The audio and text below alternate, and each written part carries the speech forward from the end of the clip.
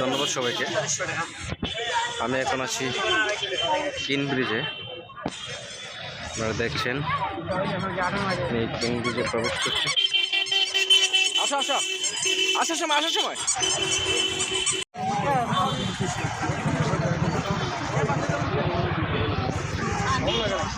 আমাদের খুব সহজে ইংরেজি ছোট অক্ষর এবং বড় অক্ষর লেখা খুব সহজে